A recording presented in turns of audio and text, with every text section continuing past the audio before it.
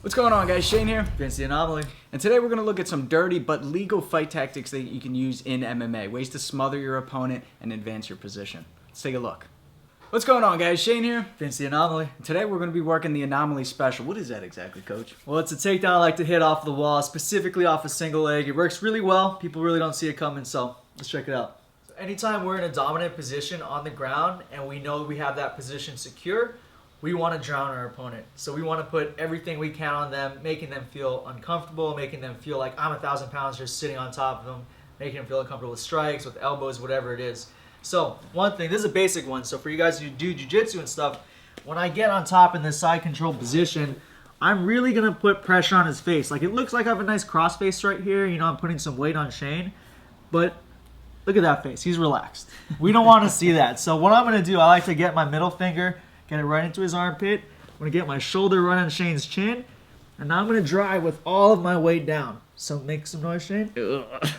Yeah. Not relaxed anymore. That's what you want your opponent to feel at all times. So in jiu-jitsu, you know, when you're training, that's kind of common practice. That's okay. Make sure in the fight that you are doing that. You're driving in nice and hard on their face. But now, some other, like, more dirty things, I guess, you can do in a fight that aren't necessarily illegal are grinding with my elbow on Shane's face. Okay, so I'm putting my elbow across the face. I'm putting my elbow on his nose. I'm grinding him with little strikes, but I'm putting heavy pressure there. Same thing with my knee. Let's say I'm moving around to north-south or whatever it is. I'm grinding the whole time all over on Shane's head, and I'm making him feel that pressure, making him feel that I don't want to be here. Okay, I want him to expose his arms, give up space underneath so I can continue to move around. Yeah. So at any time, really, I'm just grinding, I'm pushing down, even forearm right underneath the nose, and I can be smashing his face that way. That sucks. Now, same thing with elbows, even if we're right here in guard. We talked about these before. I call them the taco elbows. My friend Taco showed me these, but I'm digging these in the whole time, and I'm making him feel really uncomfortable. Also, when I'm punching here, I can bring my elbow back into the knee, onto the top of the quad. So, like, pretty much Charlie horsing Shane at the same time. So I'm punching, elbowing, elbowing, and that's no fun either. Nah.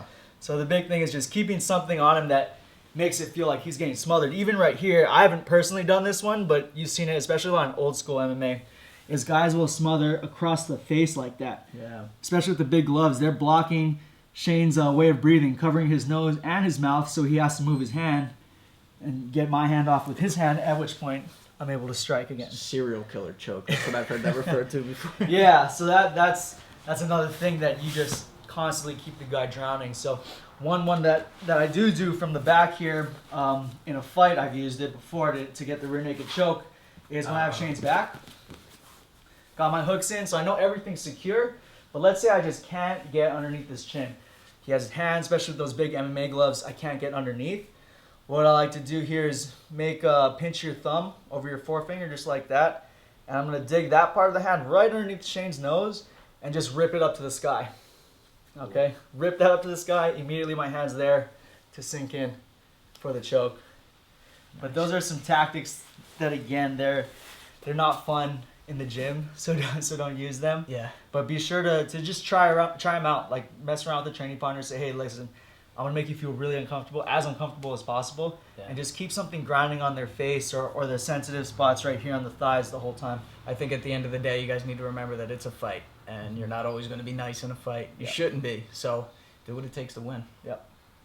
So these are the type of techniques you want to keep in mind, but you got to save it for fight time. Yes. Don't do it in the training room, or at least if you're training with someone, practice with them and let them know that you're going to be grinding on their face, pulling up on their nose and stuff like that. Exactly. All right, guys, so give it a try. Keep it in mind. And until next time, I'm Shane. Vince the Anomaly. Fight tips for the underdogs.